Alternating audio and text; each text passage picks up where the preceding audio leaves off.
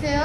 आज मैं मम्मी के पहले अक्षर ब्रेव ब्लॉगर संजुक्ता प्रधान के पहले अक्षर से मेरे मॉम के अक्षर से एक रोज़ बनाऊंगा। प्लीज़ इस चैनल को लाइक एंड सब्सक्राइब करना।